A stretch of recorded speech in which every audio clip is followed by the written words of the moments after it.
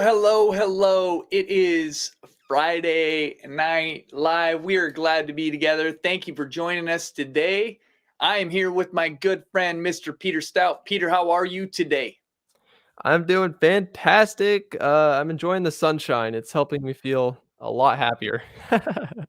Oh, it's a beautiful day here in the Pacific Northwest. We are enjoying sunshine and pretty mild weather, and Mhm. the days are getting longer. Is anybody out there happy about the days getting longer like I am? I know when we get to, you kind of hit that December 21st and you're like, "Oh man, we are in this season." But then you get, at least you're looking forward. When you get to March 21st, you're like, man, we're on the upper swing now. I love the long days of the summer. I don't know if Mhm. I would love Alaska in the summer where there's no darkness, but I love the long days.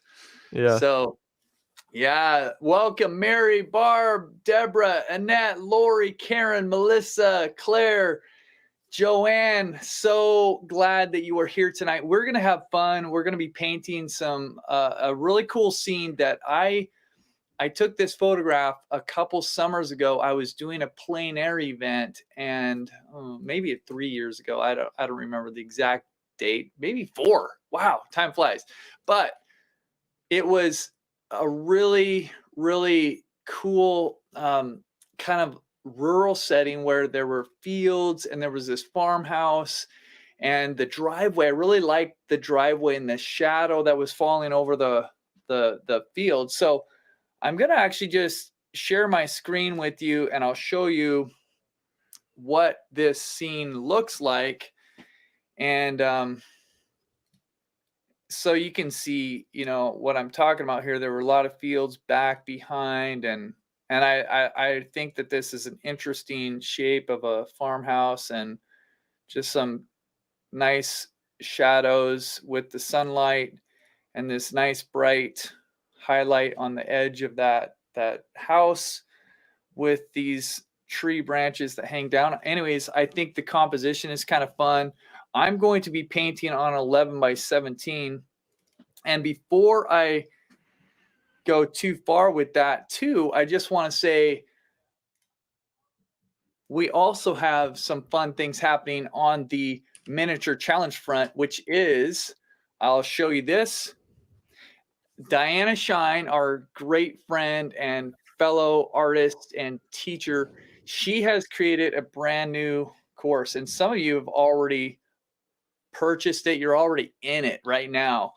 But it is available. And so I just recommend, if you have interest in learning how to paint flowers in a really beautiful and kind of expressive way, Diana's amazing. And I wish I had a better sales page image, like a collection of images to show you all of there's 8 little paintings that she does in this, and they are, every one of them is just beautiful. Mhm. There's really no other word to describe it. They're really gorgeous paintings, and so I highly recommend, if you want to just get your flower painting skills a little bit higher, to take a look at that. And then, of course, we do have a larger launch coming in June, which is June 2nd. The rest of these are going to be starting starting back up for those of you who would like to be on a little bit longer journey. But having said all that, I'm so glad that you're here, and we're going to jump into this painting.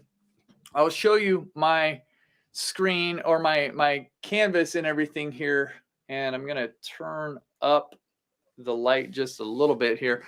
But I've got a black tone canvas.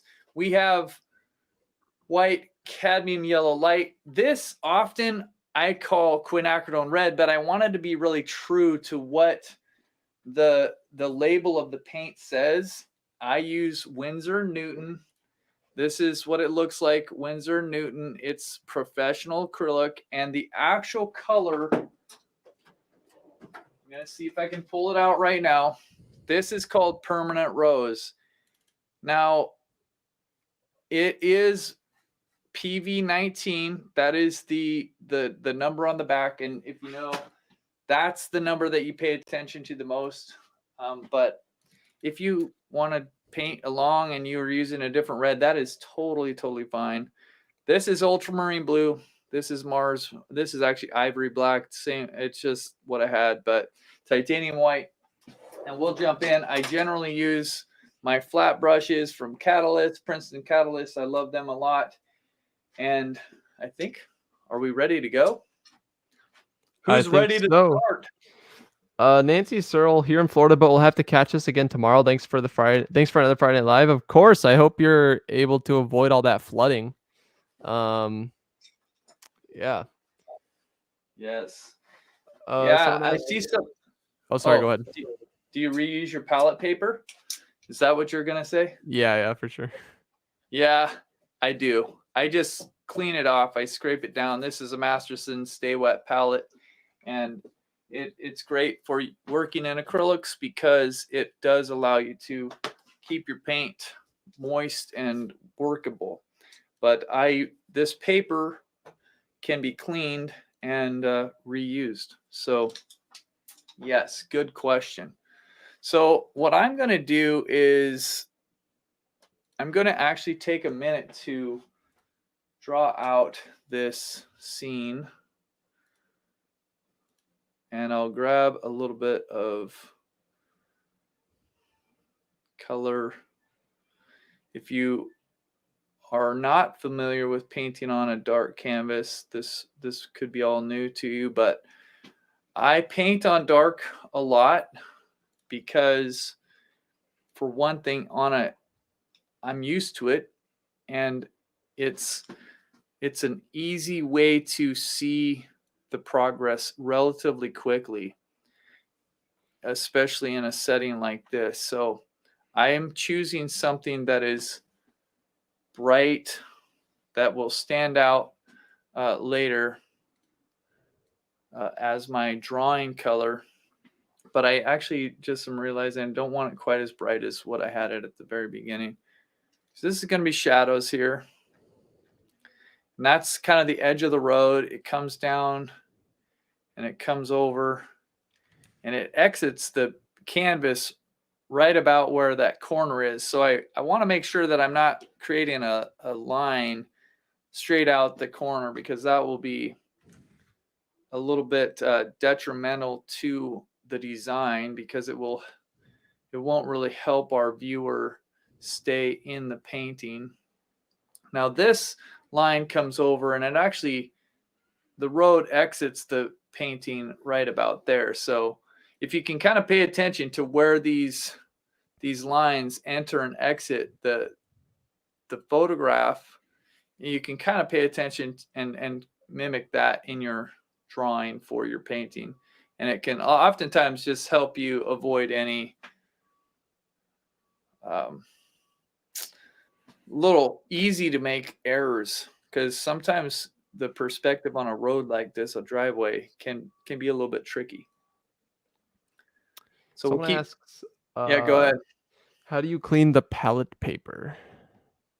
What I do is I take a palette knife, I scrape all the excess paint off, and then I take a paper towel, I wipe it down, and then I'll take a spray bottle or a wet paper towel, and I'll make sure I get off with another round of the paper towel, just as much of the excess paint and the color that will come off, because there's still a tiny little bit of color on that paper, kind of soaked into that paper, but it's not going to make a big difference on my mixes. But if I don't clean it, and there's too much paint in there, then it can contaminate your mixes the next round. So I do a pretty thorough job of trying to get rid of that. And here's these branches that hang over. Is this a free session tonight? Yes, absolutely. I don't think we charge you to get here.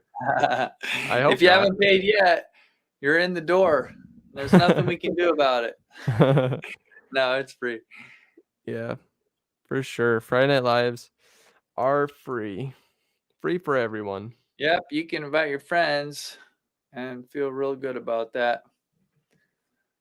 So then we've got, I'm not totally sure. I kind of like the telephone pole or the power line here, but I think that I probably will move it off to the side. So what I need to do first is I want to establish where some of these other lines are.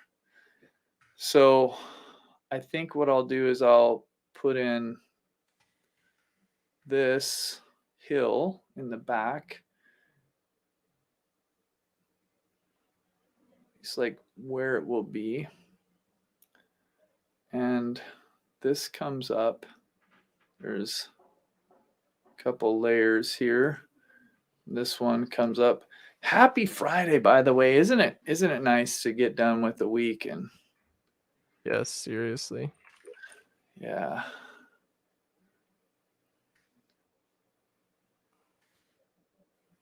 Here's this tree, the tallest tree back there. Which I think is, these trees are really fun. And there's some more trees back here on the hill. Get one of them here going. And then some more trees on this side. So let's see, we're going to get this building. It's going to come in. The driveway has a couple layers to it. I don't know. It's kind of hard to see, but there's kind of a deeper, well, there's a bush that comes across the road there. But then you can see beyond that a little bit where it's up a little bit higher. And that's the level that's back there where the house is actually. So I'm going to put that in here like this. And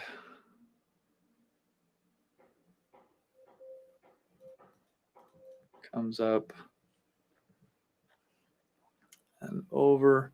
And then there's this other gable right here.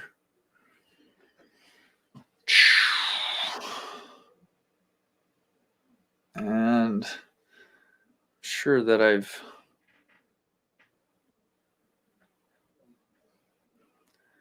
probably made some sort of a small error that I'll notice later. It's kind of easy to get the general shape of it, but then sometimes later you notice there's something particular that you left out or didn't get very accurate. So, but I think in general, I'm okay with the overall shapes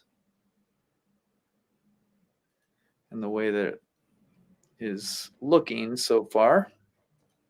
And then up here in the front, this. Yeah, by the way, ask any question. Is this image somewhere we can enlarge maybe? Well, yes, we did actually send it out to via email, and just thinking, Peter, I can I upload somewhere. Yeah. I posted it in Discord, or I just like put it in Discord a little while ago. Okay. If you want to look in my transfer, I think it's Yeah, in there. yeah. Thank For you. sure. Yeah, I totally. forgot. We'll put a little link in there for you, and you can see the larger version. And then we've got some nice shadows that come across this road. So I'm gonna just kind of draw those in also. By the way, guys, I had such a fun time last week. I was down in Arizona with the before mentioned Diana Shine, our good friend and fellow artist, and we had a blast. We were at that workshop. If you were here last time, I told you about it, but it was this workshop right here, the William Hook workshop. And oh my goodness, it was just so fun. I mean, it was just fun. I've gazed at this book. Isn't that fun? I mean, it's just like his sense of design is so great, and I could just look at so many paintings in here and show you what I just think they're so colorful and fun. And I learned a lot about his process, which was really, really neat. And it was quite a bit different than the way that I generally have gone about uh, painting, because he never really tones his canvas at all. And I often will tone it even something dark like this. And so he's starting with a white canvas. And Oh, so interesting. anyway, yeah, it was really interesting, and I learned a lot. So I'm excited to be able to implement some of the things that I learned into my own work, and then also be able to share them. Did you so like when you were going through his workshop, did you also paint on white, or did you kind of Yeah. put some of your own style in there? Or? Well, I did a little bit of both, but I had a number of white canvases that I'd brought with me. So I used them because I was like, well, this is what he does. I want to learn exactly how and why he would do this. Right. And so, yeah, I did as many as I could with the white canvas. And then I ran out and I did a couple that were on tone canvases. But for the most part, I followed his process as close as I could. Awesome. Yeah, really fun. Such a good time. I highly recommend learning from people that you look up to, because he's 75, and I don't know how many more workshops he's going to teach. Mm-hmm. And I realized that last year when I talked to him, because I thought, man, I don't want to miss out on this, so I'm going to make a point of going. So, sometimes you can learn so much from somebody that would take years to learn on your own. Oh yeah, totally. It's like that thing you put in Discord recently. Oh yeah, growth is dependent on your ability to ask for help. It's kind of like that. Oh, wasn't that good, man? I thought Mm-hmm. that was such a good, well-written thing. Yeah, for sure. So I'm just coming in, and what I'm doing is I know these are the shadow areas of the grass. And so what I'm trying to do is vary my brush strokes and vary the color. So you'll see that I'll get more blue, and I'll have more blue in it. I'll add more white, make it lighter, but it's still on the bluish side. I'll come over here, we'll add a little bit of that there. I probably need to get a little bit more green, yellow, we'll make it a brighter kind of greens in here some places. But all this is variety that will make it slightly more interesting. Because if you're just doing one type of brush stroke and one color, this area can be really monotonous. And this is a really good thing when you're thinking, what color of green is it? Right? Like you see a field of grass set against trees that are also green, and these things that you start looking at, and if you pay attention, you're starting to think, well, how do I differentiate all these different greens, right? It's like it's all green, but if we just stop and say, well, let's pull out a green then, and we'll paint everything green, we know that that's going to be pretty boring, right? We've probably done that before. So having variety in your brushstroke and having variety in the actual hue, the pigment, the colors that you're using, that's where you can turn something that might be otherwise ho-hum into something that's quite interesting and visually kind of stimulating to look at. Someone asked, were you able to talk him into a guest spot? I tried. I think I might have, but he was kind of non-committal at the point when we left, but I did start. I mean, I was talking to him the whole week about that kind of thing for sure because I would love to be able to record something with him. I Uh, just think it would be a shame for all the resources and all the knowledge he has not to be given a voice that can last for a really long time. mhm. So yeah, I'm working on it. Okay, I need some lighter color for some of these highlights where the sun comes through.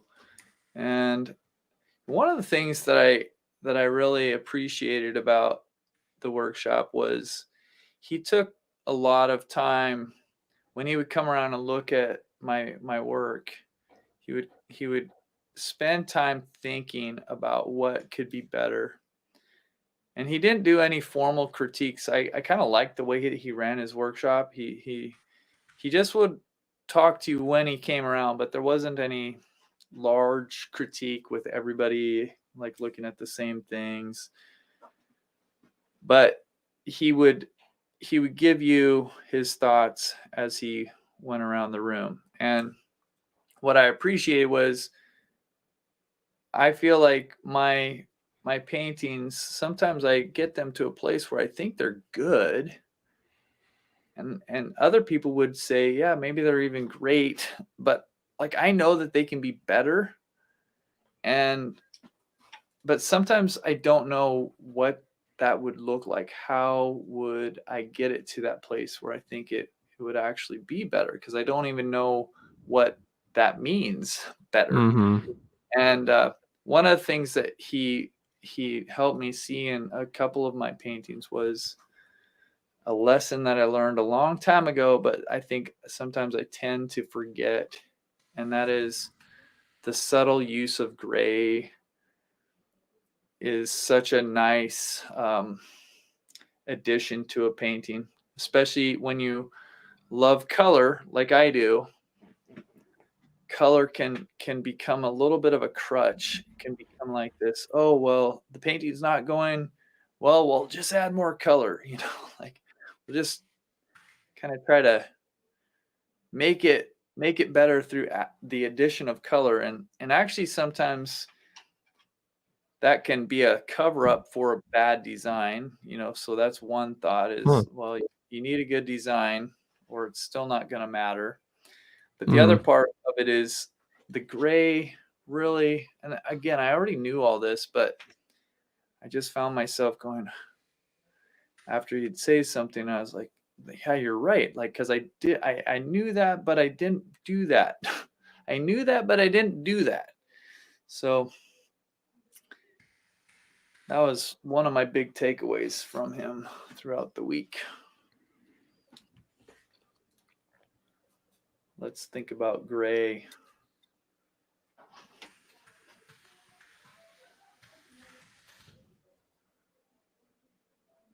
So I'm mixing up a shadow color for the road. And I've got it kind of violet. I think it needs to be a little bit more blue.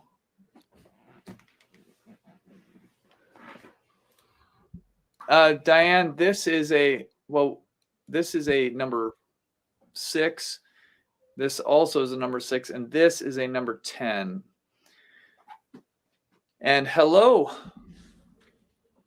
Papa Bear and Mama Bear. I see you there.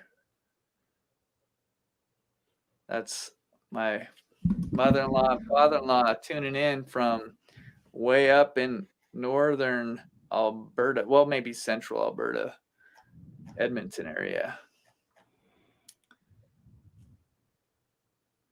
Glad you could be here.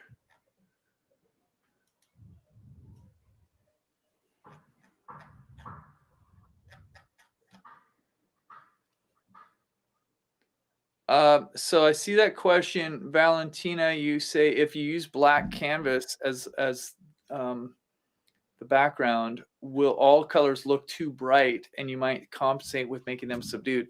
Well, yeah, I don't know for sure. What I know happens with a black canvas as you paint over it, one of the things that happens is that the black will tend to make the color darker as the paint dries, right? So like if this was going on white, we would see the white kind of come through a little bit. It might actually make that color a little bit brighter. But since it's on a black canvas, it's actually doing the opposite. It's making the the the color a little bit darker. And so it's but at the same time, the black it's such a clear color, like it doesn't have any shade. It's not really going in one direction or the other. So there's this other sense in which it's kind of nice. It kind of shows the color quite easily and quite well. But and I do think that there's quite a bit of variety. I don't know how to answer your question completely because I see a little bit of both. I don't think that it necessarily leaves the colors too bright, but I think if you're not careful with any of these bright colors, like if you just put bright colors down, it still would be too much. But there's definitely strengths to painting on a dark canvas like this, but then yeah, you have to kind of be aware of where there might be some weaknesses.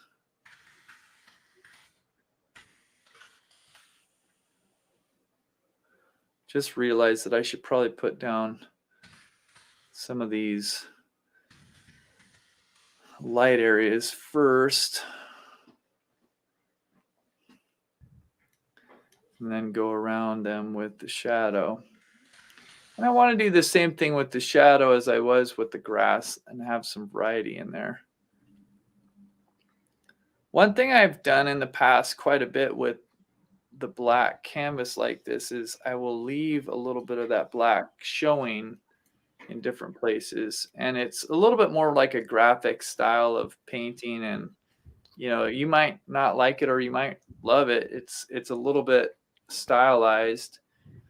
And sometimes I'll come back later and change some of that a little bit more. And sometimes I leave it. Again, I feel like each painting as I get into it, sometimes it seems like they want something different.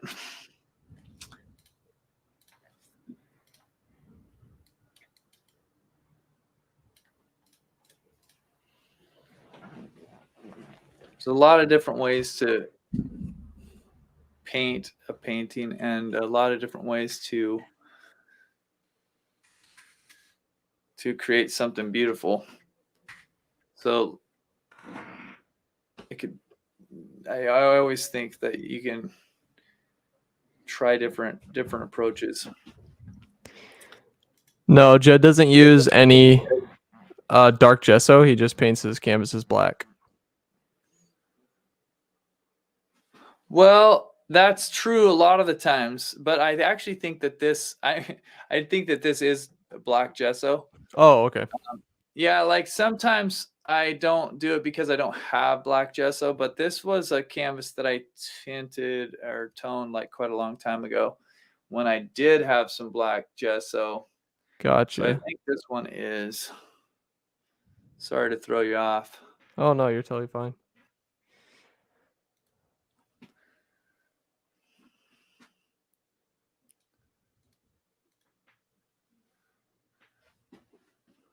Okay, so we're kind of getting the pattern here.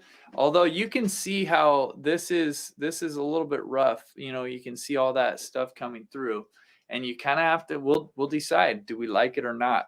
But I'm gonna go with it right now because you might not like really have followed that through all the way yourself.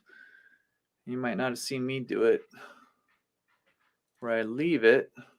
So this is the shadow color. I'm actually lightening this up a bit. It's not black, but this will be the shadow color for this tree here. And then I'm going to add a little bit of blue, maybe a little bit of white, and try to create a shadow color for this other tree that's right behind it. I haven't really washed my brushes out too much right now. They're still kind of sitting there with the first different colors that I mixed up, but I am cleaning out a brush right now. And I'm going to just put on a little bit of this white that will be on this side of the building here. Vishaka, I probably butchered your name, so I'm so sorry if I did. But you asked, I'm part of AU, so 8 weeks of florals with Dynashine for $39. Yes, that's correct. AU members get a discount.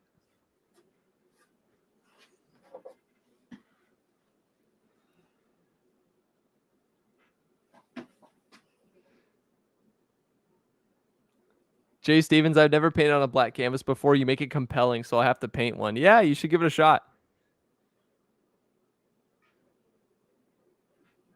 Yeah, it's a fun. I like the process quite a bit. Mm-hmm.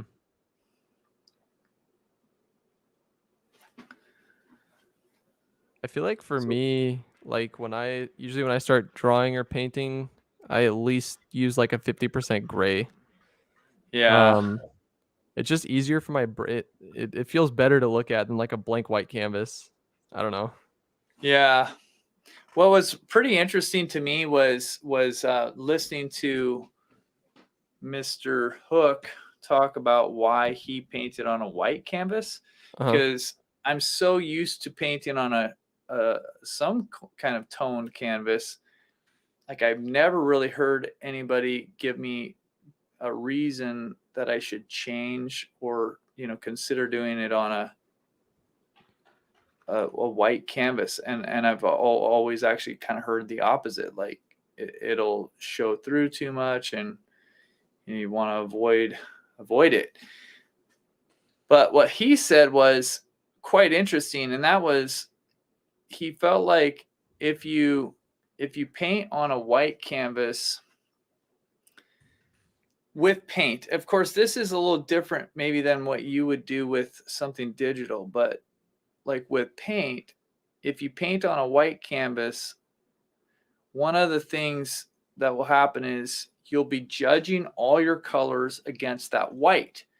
Whereas if you think about it right now, for me, I'm judging all my colors against this very dark black. And so what I can tend to do in this is I can tend to mix my colors darker than they should be because it's against black. Whereas if I'm mixing it against white, I might leave them lighter, and it doesn't mean that they're exactly right away, but it will tend to make paintings that are lighter in value a little bit easier to create than if you paint it on a dark canvas. That was his rationale. And I kind of agree with him on that, to be honest, because I was thinking about it and I thought, when I paint on a dark canvas like this, it's very well, I guess I just expect that I'm going to have to come back and do several coats of whatever color I am trying to do, because I know it's going to be too dark the first time. And so that was kind of interesting to hear. Oh, well, maybe if I started with a white canvas, it would make me paint it lighter the first time, And I don't know, maybe I'd be adjusting for that to a certain degree. Like, I don't know, but it would be a different kind of adjustment later. And so I think I did notice, I mean, because I did try, like I said, I tried to paint like he did the whole time I was there. And I did notice a little bit of that where, yeah, if I start on a light canvas, it's quite a bit easier to keep the painting light initially.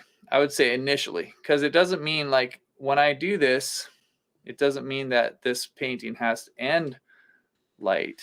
Yeah, I can bring it to that stage where it's really filled with light. It's just going to take a little bit more effort and a little bit more time. But what I would say this does, the credit of or the benefit of painting on a dark canvas, I would say, is that you're going to automatically have a high contrast painting, and it will have a lot of uh, like power. It's easier to create a more dynamic painting, I think, in some ways, if you are using a dark undertone, because that dark is going to come through. And then when you work on bringing the light in, you're going to have this painting that's visually quite strong and has quite a bit of contrast. So those are kind of like how I look at the benefits and the pros and cons of painting on a light canvas versus a dark one.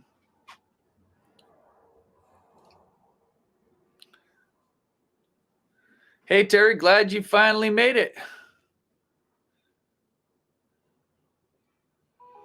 I have such a difficult time seeing the negative painting style when I am at my easel. Is there any way to train my eyes to flip and find where the shadows are by using this technique? Well, I'll let you speak to this, Jed, because you're the artist. But one thing is, it's not just the shadows necessarily that you're using negative painting for. The one of the best ways that I've kind of heard it explained is like in the book Drawing on the Right Side of the Brain. They do an exercise where they have you draw like a chair, for example, and they have you only draw the spaces in between, like the slats of the chair or in between the legs or whatever. And Yeah. they say don't draw the shape of the chair, just draw, or don't draw the chair, draw the shapes in between. Um, and it's kind of crazy how much more of an accurate result you can get by doing it that way. That's it. But I don't, what would you say to that, Jed? Well, and I would say in this case, I don't consider this negative shape painting what I'm doing right now, because I'm just Right. painting the bush and I'm just painting everything that I see. Like there's might be a couple times when I'm painting the negative shape, but that really won't happen in a large scale until I paint up in the sky. Even the way that I painted that house, I kind of painted around these bushes, but the bushes weren't actually in there yet. So painting negative will be, I'll paint the the hill back here, like this field, and I'll be shaping around the house and the tree and that kind of thing. But what I'm doing right now is considered still like positive shape painting, I suppose. Although Positive I shape don't know if I've really heard that painting. term, but that's the only logical alternative. Like it's like the counter to painting the negative shape would be to paint the positive shape. Uh-huh. So I suppose it's correct. Painting style you're used to thinking in.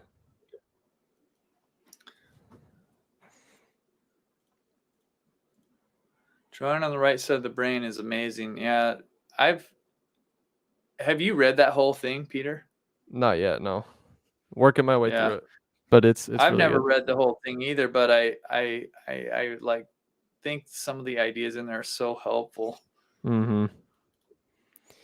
Yeah, all kinds of classic techniques like mirroring your drawing or your painting, um, Oh yeah. or drawing upside down, all this stuff. It's really Yeah. the whole thing is just tricking your the analytical side of your brain to get out of the way and let your intuition take over. Yeah.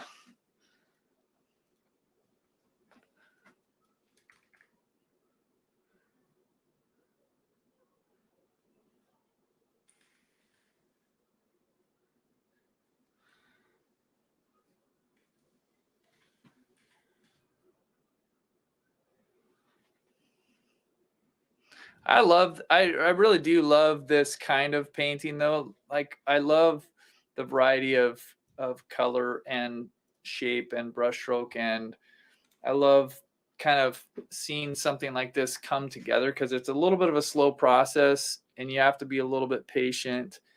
You don't see it all right away, but as it starts taking shape, I think it's one of the more fun parts for me in the painting process is just thinking, oh, it's starting, and like if you know where you're going, you aren't worried during the times when it's not totally visible. You know that it will become visible, but it's still really fun when it starts to get to that place and you're starting to see what it's going to look like.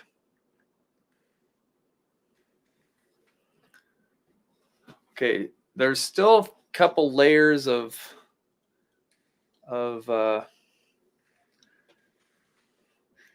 bushes and stuff. There's another kind of area up here, I think that would make sense to make a little bit lighter.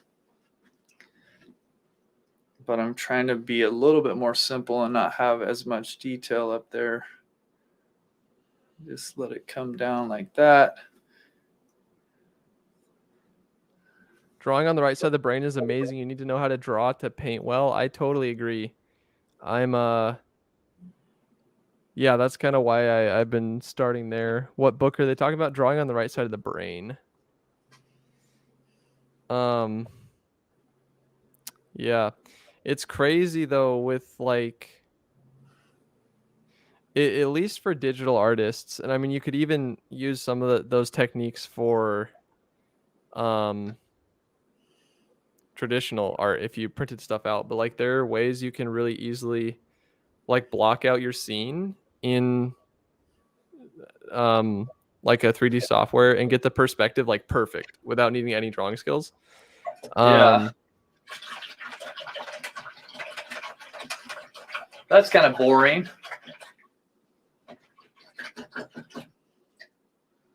Is that what you're saying?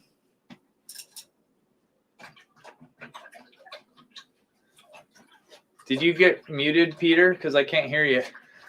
oh yeah, I think I bumped something. But Oh, no, I was just saying that it's yeah, it's interesting to see how technology changes art and stuff like that. And I feel like yeah, real skill with art will be super valuable. yeah. I think part of it is the process of creating art is so unique and fun and interesting, and like it's just whatever skill you're using, whether that's physical, like this kind of skill to create a physical painting, or you're using a learned skill to create something digitally. That is so much more interesting than pressing a button, and just seeing it come to life. I mean, there's something fun about that, right? Because I think we're all fascinated by technology and we think, oh wow, look at what this just did, right? It's kind of cool. But that being cool part of it, like there's nothing lasting really, in my opinion, about that. I think you would get bored of that pretty easily. Whereas the people that, even in the workshop last week, there was a guy in front of me. He was recently retired. Well, actually a couple of years ago he was retired, but one of his somebody was telling him, hey man, you need to develop a hobby for yourself in your retirement. And so he was in this workshop. It was his first workshop ever in painting. And so it was kind of fun because we're standing next to each other. He was right in front of me, and we would go back and forth, talk different times. And I could tell one day, it's like second or third day, he painted all through lunch, and he had his headphones in, and I started trying to get his attention, and he turned around and he just kind of motioned to his headphones like, I can't hear you. And so I just said like, oh man, because what I was gonna say to him was what I told him later. And so when he finally got off, I said, man, you are, and I pointed to this book and I said, you are hooked because you just got lost in that painting for hours, man. And like, I know what that's like. And I think that that's the thing, like that would never happen. You'd never get that lost in, if it was easy as pressing a button, And so that's where I think a big part of that for me is there's a joy in the process of creating that you can't really get that any other way.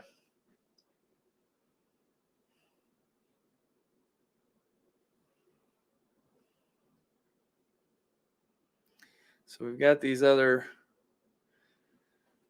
Oh, I keep getting muted somehow. Sorry. Okay.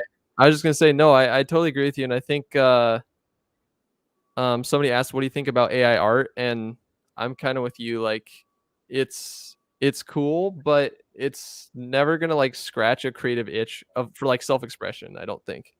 Yeah. And I think more where that kind of stuff is useful is if you're like in a production environment where you're on a budget and there are things you can do to speed up getting to the final product, whether that be like, concept art to pitch to the director or whatever that may be. I think it is, big money saver for a lot of these huge companies, but yeah, it's never going to be like a way to express yourself through artwork. Yeah. It'd be interesting to see if they create animated movies solely from like animated or AI kind of generated stuff or something. Yeah. Yeah, it'd be pretty crazy. It'd be pretty crazy. But it is scary. It is scary good. Like yeah. I mean, you can train it to mimic like any artist's painting style basically. And Yeah, it does it super well. Yeah. Okay, we're getting close. I'm just putting in a few more things up here, and then we'll start on this background area. I guess I should fill this tree in, then I'll do these trees, then I'll do the land. So let's see what we can do on this tree. Got tree. We have light hitting those trees. So we'll bring in this highlight.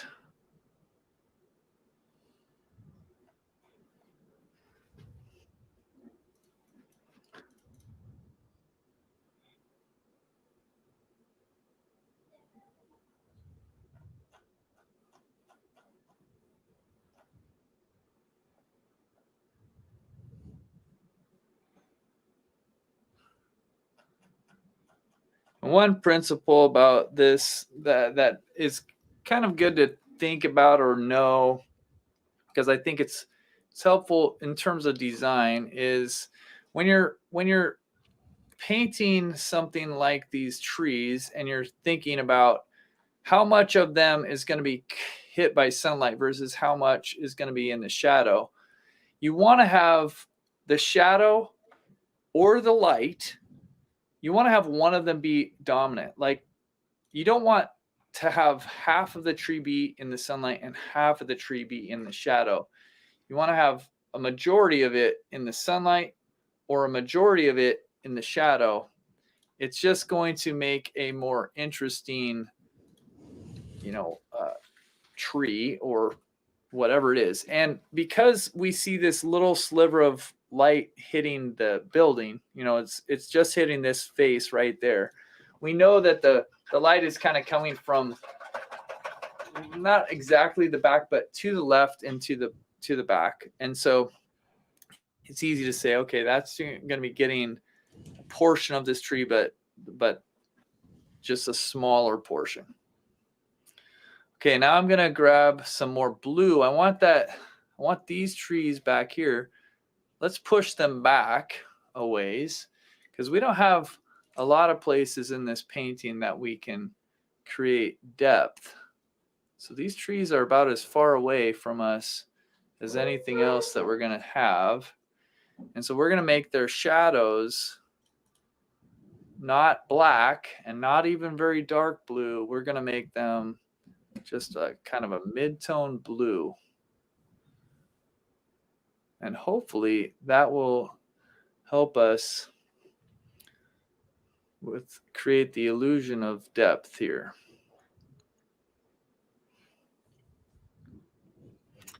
And then it will just grab a little bit of a lighter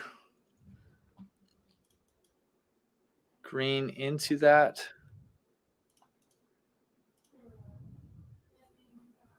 I want to keep the same principle, like I don't want them to be half and half, even though they're back at the back.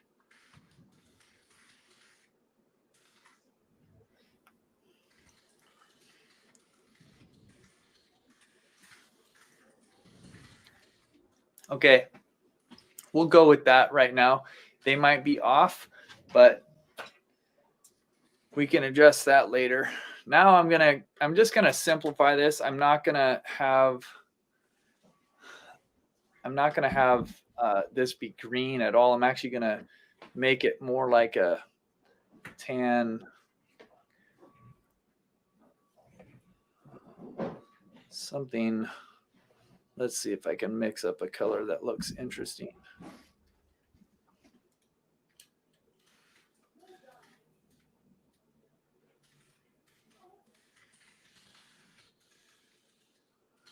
going to make it pretty light.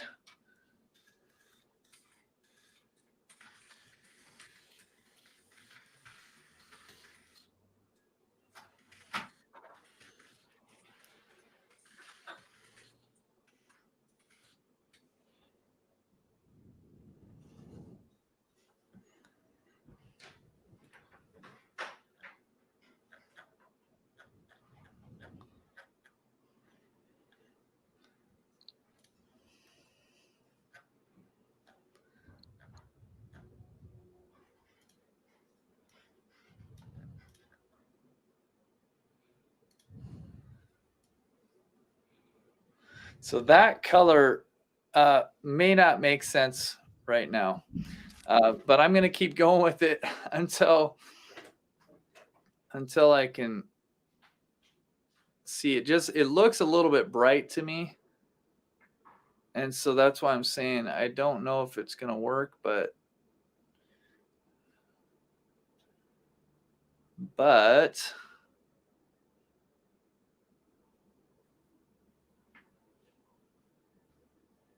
I don't know what alternative I'll use quite yet.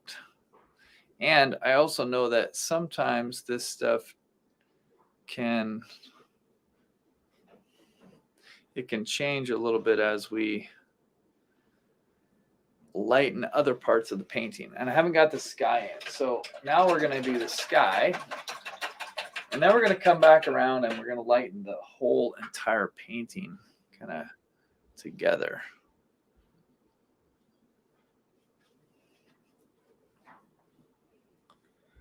Dolly, I don't know if there's a pack. I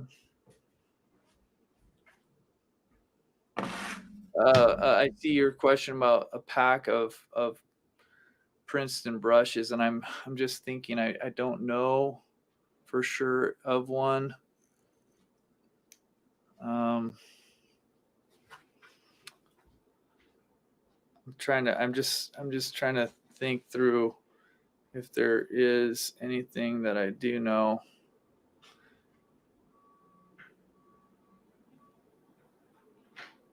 Which is a good general question for me anyways. Do I know anything? But in this particular case, I'm just thinking about the Princeton brushes, and I don't know. I'm not really aware of a pack. The one thing I can say that I do have is I do have some, actually have some Princeton brushes. I'm just trying to think. Maybe we should do a giveaway for some Princeton brushes.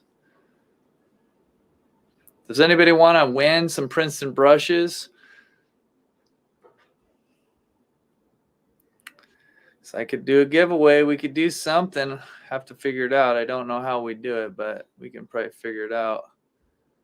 Peter's with me, and he's smart. So this is not pure white. This has got a little bit of ultramarine blue, but it looks pure white, doesn't it? It sure is light.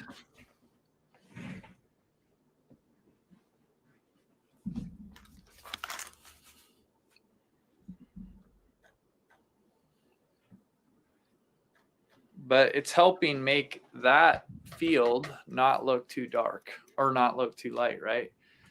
Which is why I didn't want to change anything with that until I had a chance to put this on, because a lot of times you're judging everything relative to itself. And like we were talking about earlier, when you've got that dark background, it's a big part of it is you're judging it according to that dark background. And it looked really light compared to that. But then when I put down something like this, which is close to white, it doesn't look so dark anymore.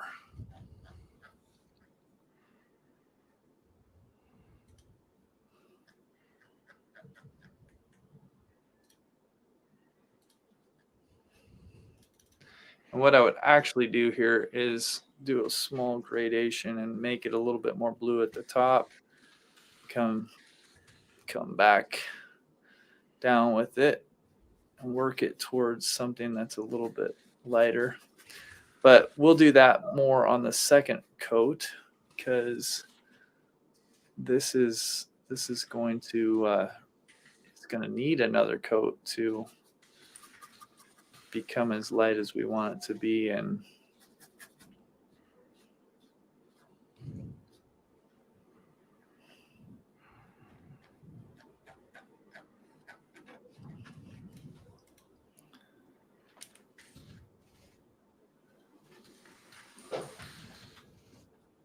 okay, so we have the whole painting covered. Looks awesome. Yeah, I think it looks pretty good. I thank you, Peter, for your kindness. You're welcome. So I'm just looking at it. I'm kind of step back, I'm looking at it. And I would say, like, right now, it doesn't look like it's got too much. I don't think, to me, it doesn't. I'm just going to adjust this a tiny bit. So I think it doesn't look too over the top with color to me, right? I think it looks pretty good that way, but I think we could probably, like, what I mean is, I think there's pretty good gray, a sense of gray in here, and I think that's nice. I think there's enough contrast between the lights and the darks and the shadows. I think that looks good.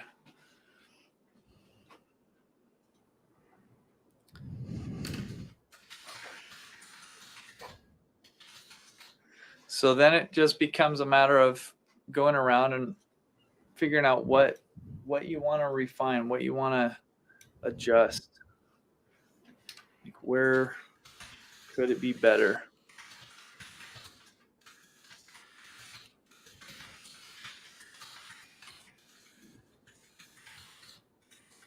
This part right there didn't make sense to me, even though it was supposed to be part of that branch coming down, but there's something that doesn't quite register that that's what it is. So I think I need to come in here.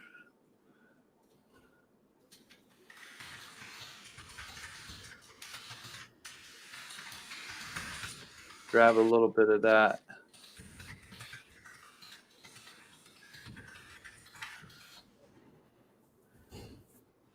If you guys have never heard Peter type, it's always it's quite a thing. He's a fast typer. Yes. Yes. Have you ever recorded? Have you ever like tested yourself to see how many words a minute or that kind of thing? You know, like an official. Yeah, sometimes I mean, just for fun, there's a site called Type Racer, and you just like type quotes from books and movies and stuff like that. Oh, really? Yeah. I think I averaged around like 131 words a minute, something like that. 131. Really? Yeah. What's that mean? Like, I honestly don't even know what I that. don't know either. That's just a number. Oh, I remember. really? So somebody out there knows, is 131 words a minute, is that fast or is that really slow? Like, is Peter fast at typing or is he really, really slow? I've always thought he's really, really fast, but I've been corrected before on this show. So maybe he's not fast. Maybe I'm just super, super slow. I'll give you some tips, guys. Okay. Oh, It's wow. my only claim to fame. I play typing games all the time. And here, we'll turn on the camera. Okay. And basically, the thing is, I average around 18 words per minute, so he's really fast. Oh, wow. 18 words a minute is not that fast compared to 130 words a minute. Wow. Well, thank you, Willow. I thanks appreciate for that. weighing in. Appreciate your opinion. She thinks that you're fast. Yes, So, and she's pretty smart and savvy. So if she thinks you're pretty fast, then you probably are a pretty fast typer. Yeah, it depends on the errors. Yeah, I'm not the most accurate. If I'm like really focused and trying not to make mistakes, it gets better and it's a bit slower, but Yeah. yeah, I'm not like crazy accurate. So are you just like typing ASFD, you know, like G? Is that like what your words are? Or are you yes. actually typing words? Exactly. Yeah, it depends on how large the words are. Yeah, exactly. That's funny. Yeah, there's a lot of factors. Is this acrylic or oil? It is acrylic. It is acrylic. We're on a mission to create beautiful paintings with acrylic paints and show the world that acrylics are the best paints ever. Mm-hmm. Agreed. And to create a whole revolution of acrylic painters that are just showing off that same exact thing. Like, acrylics are amazing. They're beautiful. Let's make them the medium of choice.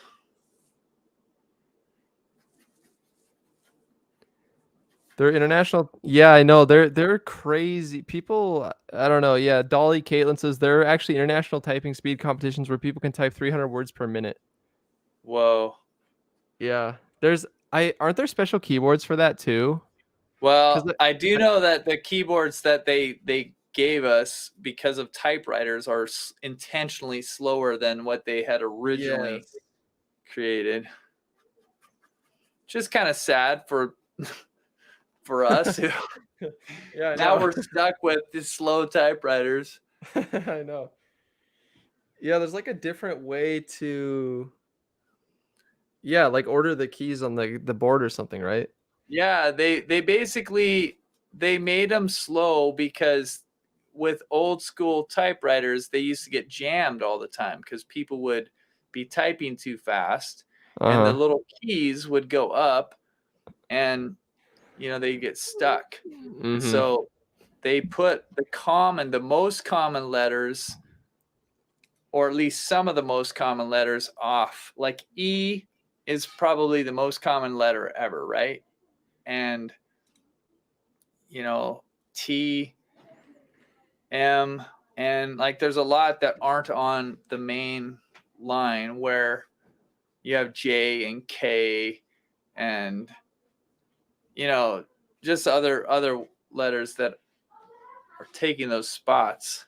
We're always basically avoiding them with our fingers. So I'm actually changing this up a little bit. In case you're wondering, I am now kind of thinking about the idea of creating a gradation from this side over to the other side. So, we can change it up a little bit.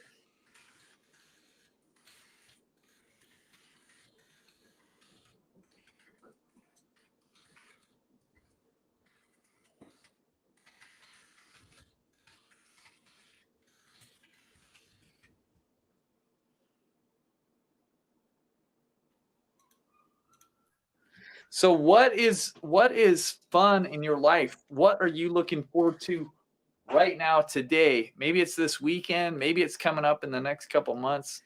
I don't know what it is for you, but what's something that you are looking forward to right now? That's my question. I'm looking forward myself to seeing your answers to my question about what you are looking forward to. So I started out with my answer. Now you can tell me your answer. I'm going to make these shadows a little bit lighter and add a little bit more of the blue in, hopefully here. I don't want them to be too light. I said that, and then I thought I actually don't want them to be too light. So I need to make sure that the contrast is high enough between the shadow and the light. But what I think I'll probably end up doing is I'll probably end up making the light areas a little bit lighter, as well as lightening the shadow areas a little bit.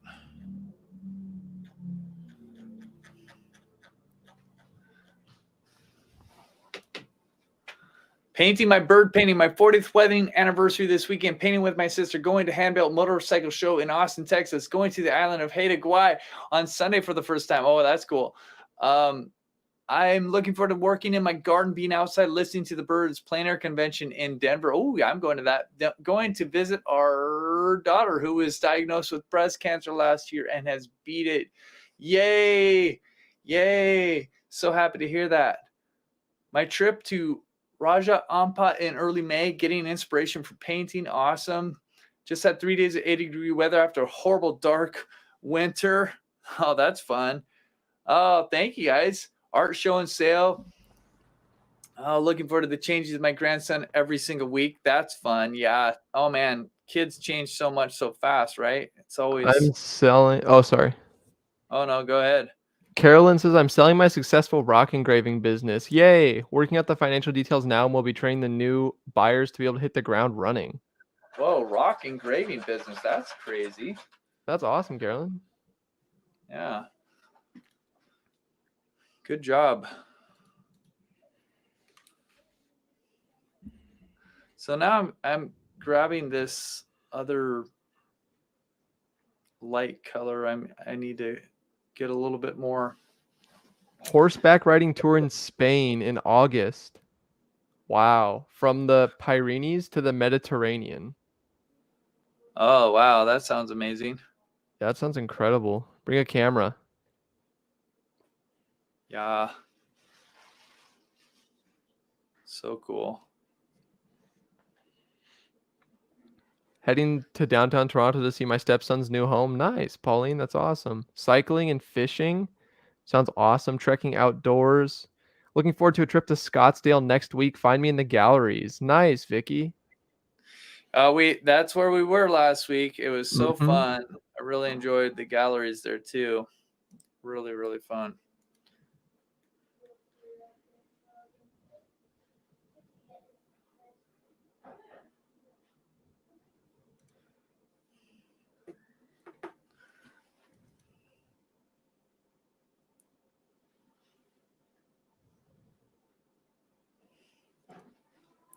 Okay, what do you guys think? What needs to work? What needs to happen on this painting? What do you guys see? That's my question.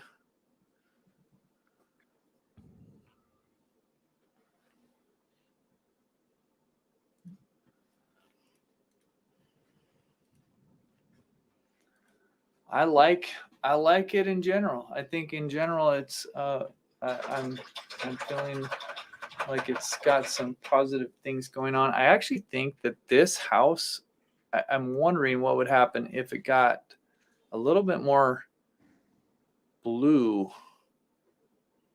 inside of it. Like if that color just stood out a little bit more.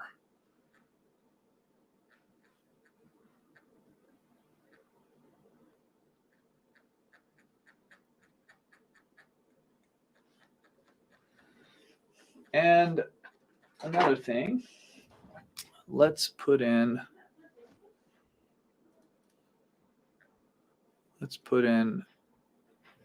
a little bit more on these windows.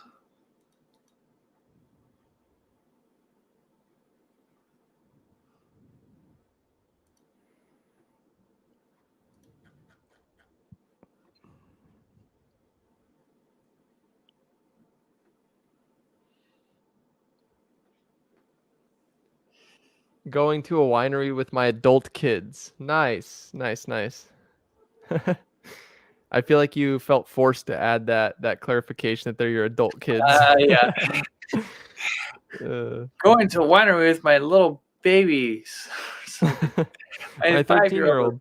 Yeah. Yeah. That's funny.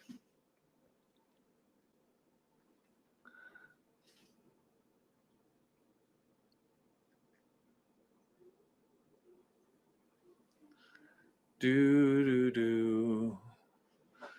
People are saying you asked for, what do you guys think the painting needs? Feedback. Yeah, and a couple people are saying some detail in the field a little bit. In the back field. Yeah.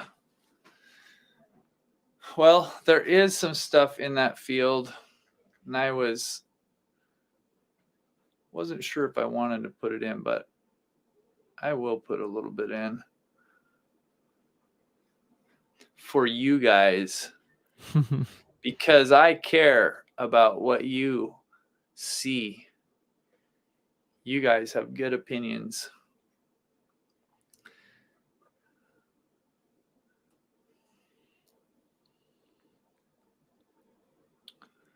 $65 in a few weeks and being able to paint again after total surgery or total shoulder replacement surgery. Whoa.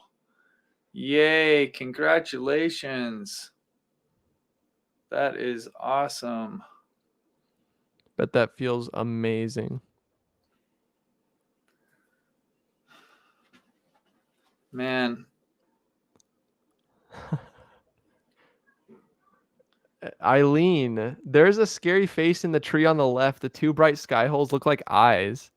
I kind of see it. I can't unsee it now.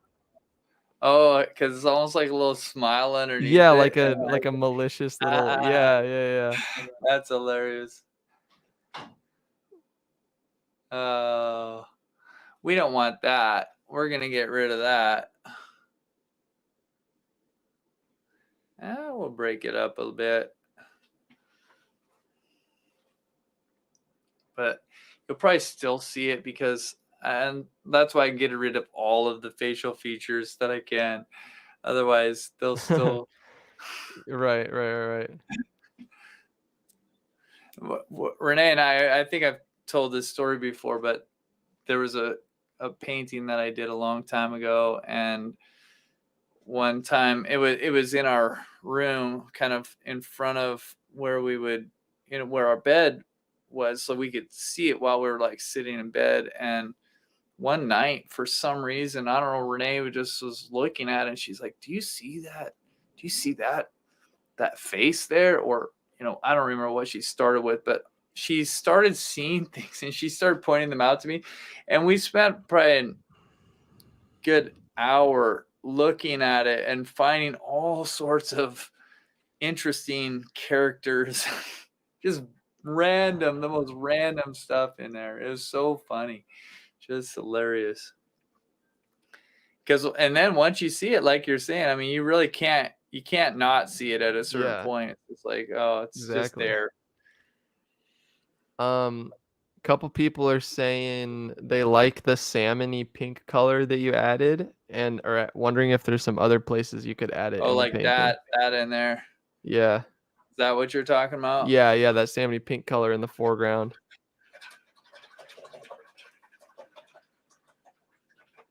This is kind of like a you paint it. Yeah, You I know. tell me what to do. I was just about to say we could actually do something like that where we do polls for major decisions on like additions or subtractions to the painting. Yeah, That'd be fun. What do you guys think? Is that a cool idea or is that a corny idea? it's a funny idea. I think it's. I don't know what other people think. I'm totally fine because I don't really like. To me, anything that you do on a painting, you can always redo. So like I don't Right. honestly care that much. Even if somebody says something that I think, well, that's crazy idea, but why not? Let's try it. Yeah. I'm not sure. I mean, I can definitely throw in hints of that color here and there. I know I can hype up the color more anyways, like all over, because the color is a bit subdued as it is right now. It's not a lot of, shoot, getting too much of that pink off of there. But there's a hint of that.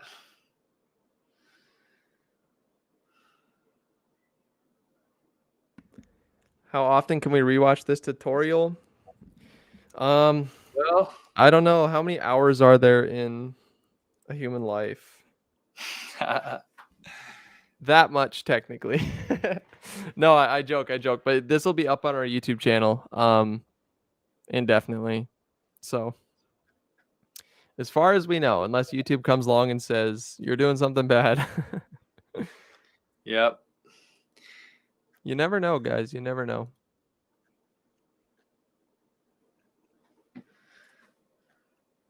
So I'm not adding that exact color in right now, but I am bringing up some more heightened colors, and I've put in a couple hints of that kind of salmon color.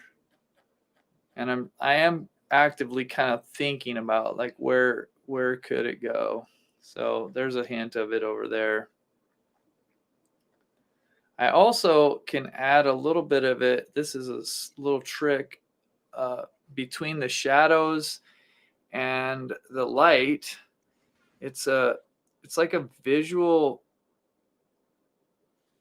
I don't know what to call it, to be honest, but it's a little bit of a visual trick that it's not necessarily a trick. I was talking with Diana about it when she was saying, yeah, actually, if you zoom in a lot of times on a photograph and see where the shadows are and where it meets the light, you can actually kind of see this bit of warmer color. And so anyways, but between the cool of the shadow and the light of the light, sometimes you will see this warm area. And I've noticed it a lot in paintings by people that I admire, and it's just a little trick, I think, that you wouldn't necessarily think of. I learned it in a workshop from a great artist who's like, hey, you could try this. And I did, and I was like, oh, that kind of adds something interesting to it. Again, I could be overdoing it because I'm just kind of randomly doing it as I'm talking, but something like this is can be quite an effective tool.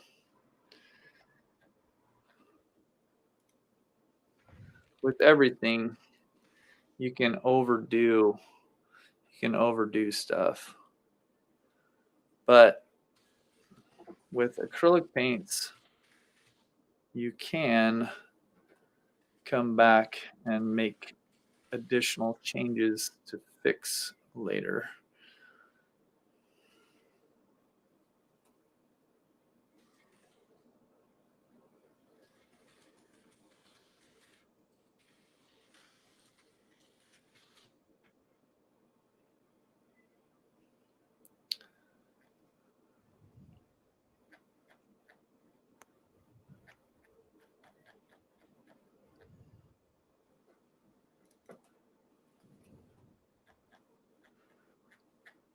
So, anything else? Anything else you guys see? Ooh, wow, that was too bad.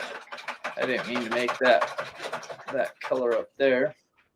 A few people are suggesting like that salmon color, adding it to the field in the back. Oh. Because it's like the dead grass kind of salmony color. Well, what I'll do is I'm gonna make it a little bit more subdued.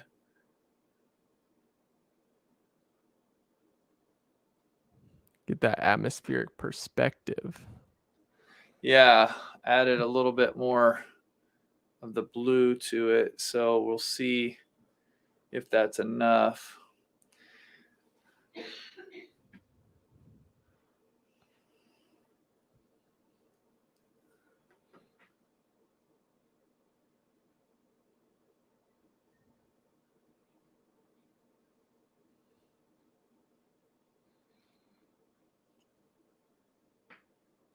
Yeah, I like it.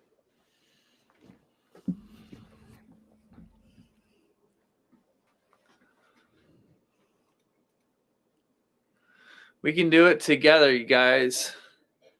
We can do it.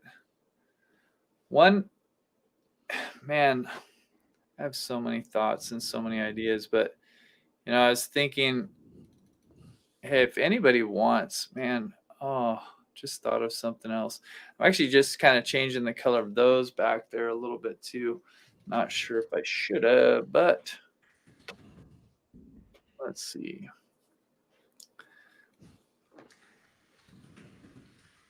Now I'm going crazy with this color.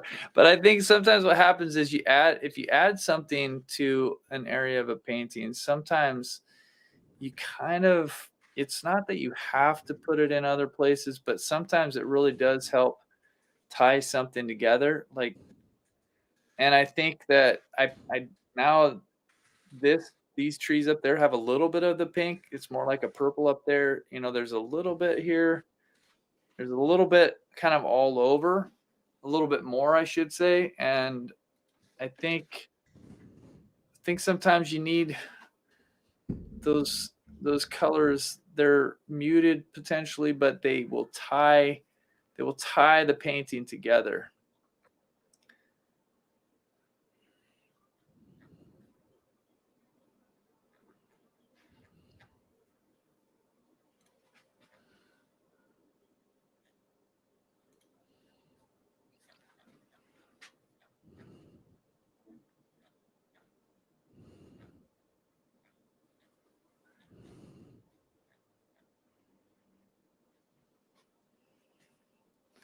Okay.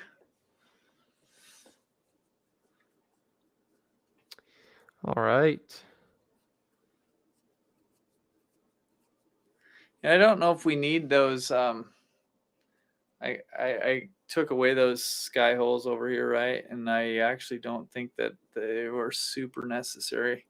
They might have been a little bit distracting just by virtue of the strong contrast. So I don't think I'm going to add them back in right now.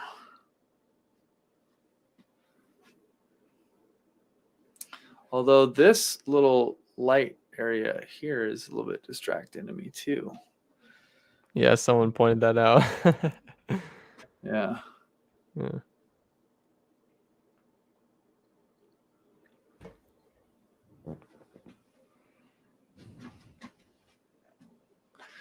What's kind of interesting is sometimes you guys have a little bit better view of certain things than I do, because right now I can't even really see that. I'm standing way over to the side because the angle of the light that's above me is just right there. So it's actually why this is kind of helpful. You can see things sometimes I can't even see.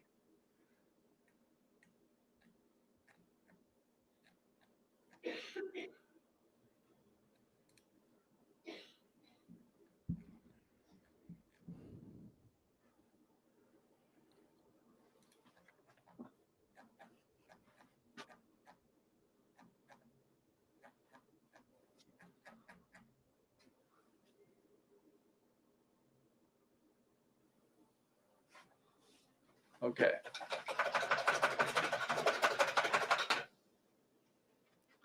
Now I'm going to grab some white and come in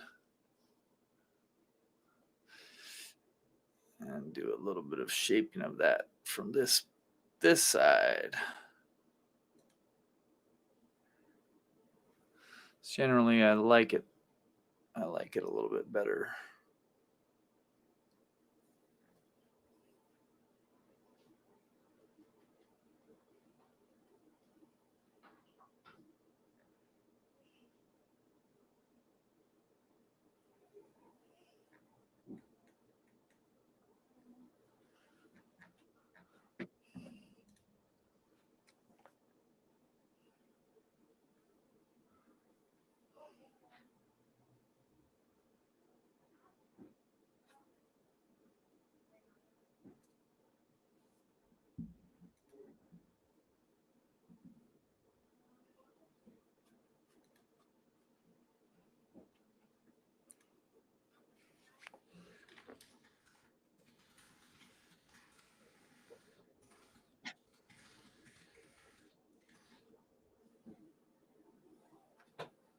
Okay.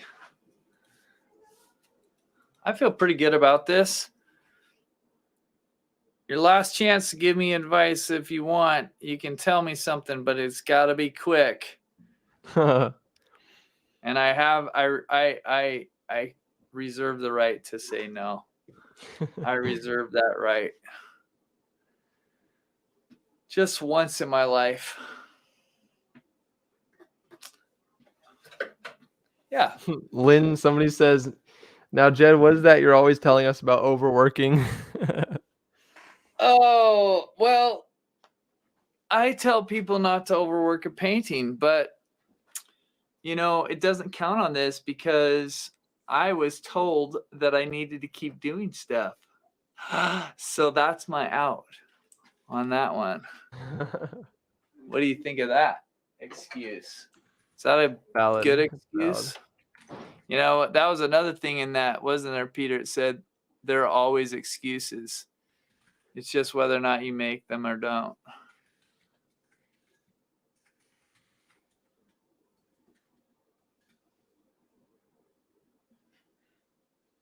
Sorry, say that again. Oh, it was just from that thing I put in Discord from Brian Parks. Oh, yes. Yep. See if I can.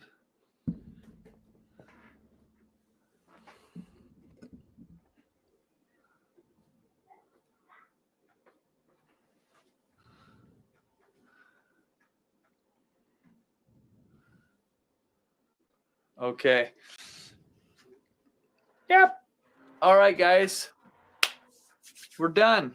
Let's call it good. Hole on the left. Hole on the left. Oh, this hole. That's a little distracting, isn't it now? Okay. I'm with you on that. I can get rid of that. It at least needs to be darkened up so that it's not such a distraction there. So all the stuff that you look at later and you go, oh, thankfully a lot of it is just little darkened sky. Well, it actually could help to darken the sky some because it might push our eye down into this.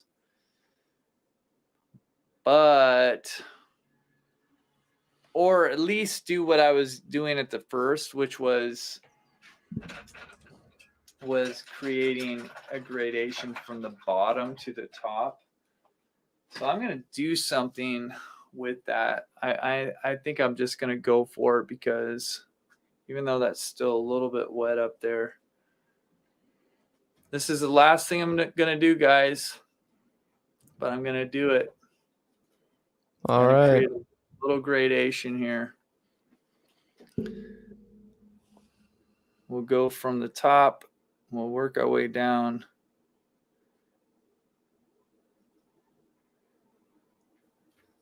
We'll see if we can do this.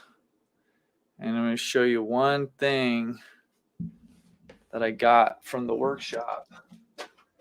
And I better get my paint ready because it's actually, I need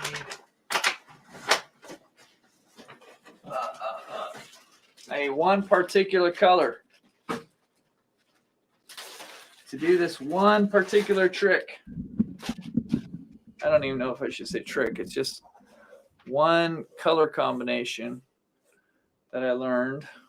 I was reminded of because I learned it from him a couple years ago on a video that he made. But it is this. It is to start at the bottom. Usually you'd start at the bottom. But I'm starting up here. I'm going to do a gradation that goes down into phthalo blue. So, or phthalo green is what I mean. This is ultramarine blue and white mixed up here. And I'm getting lighter and lighter as it goes. But I'm also going to just add in a little bit of the phthalo green as it goes down. And I'm going to just dip into a tiny bit of water. We'll see how this works. I didn't do it earlier because I didn't have my phthalo green out, but I probably should have just grabbed it.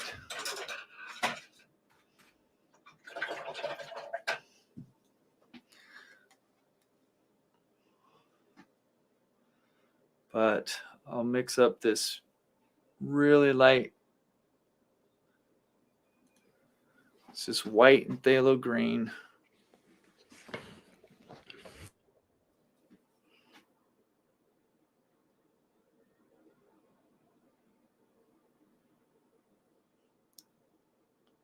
We'll put it on right at the bottom.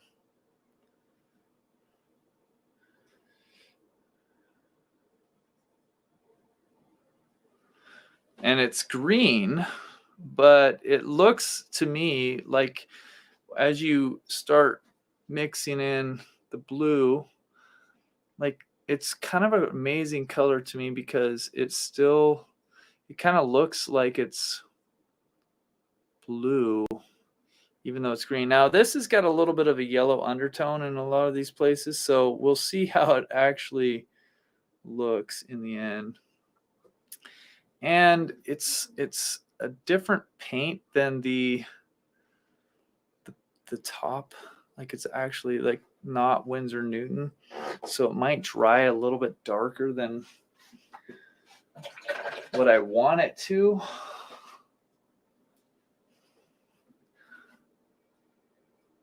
So I don't know. This is a little bit tough. That changing the sky did a lot to it, Jed. That was really nice. Yeah, I think it was a good idea because it was kind of getting lost out there. Yeah, I think the blue is really nice too. Yeah. It kind of ties everything together. Mm-hmm. I think if you follow this process through and you get to a nice gradation up here, it's actually really, it can be quite a beautiful sky. Mm-hmm. Quite a nice transition here. Like I said, I don't know if it will, it's like really wet underneath there now, and so it's probably not gonna behave perfectly for us on this, but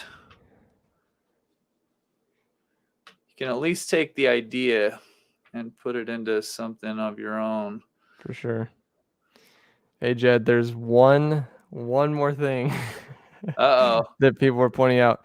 There's a big like blocky rectangle in the bush on the left. This right there. Yeah. And then I think it's perfect. Or I mean, actually, I'm gonna throw chat under the bus. Chat thinks it's perfect after that change. Okay.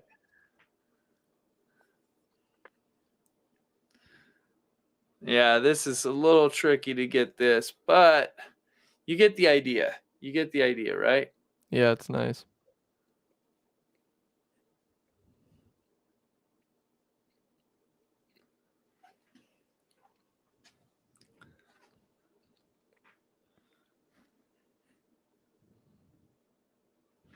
Okay.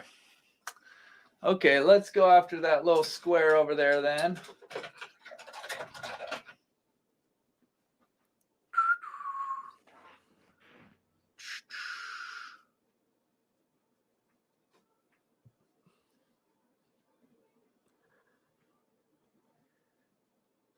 Hey guys, wasn't my idea, all right?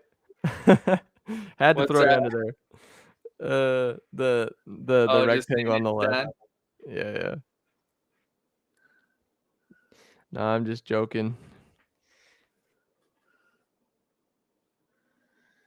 Part of the fun here at Friday Night Live.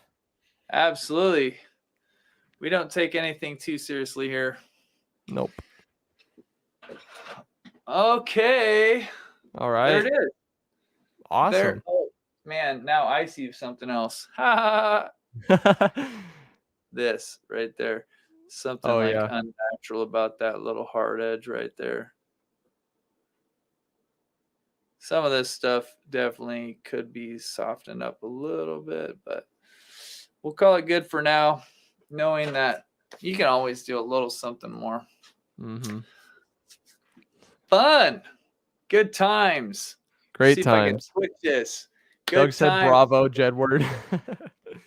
Nice. Thank you, Doug. I appreciate it. Thank you, everybody, for hanging with us. Again, I want to just say if you are interested in any of these miniature challenges, it is a great time to get ready for either a long version that will take you for one full year or do one of these short ones. Diana has one on flowers that just was released. I know a lot of you have done it, but make sure you go to miniaturechallenge.com and look at those options, guys. We love you. We believe in you. We are so thankful for you. Peter, do you have anything that you want to say to everybody before we say adios? I don't think so. I think that was it was fun to be with you all again for Friday night. Super, super fun. We're going to keep trying to do it a little bit more. And I'll just hold this up. Look at that. See, that's what it looks like sometimes. If the light is bad, it's like, oh, you can't see hardly anything, right? I mean, I'm not saying that's the way it always is, but sometimes that's why you might have a better view than I do. But hey, that was fun, you guys. Great times that we had together. And I appreciate your input. And I hope that you had a good time too. Love you guys. Have a great weekend. And we'll see you next time. Bye, everybody.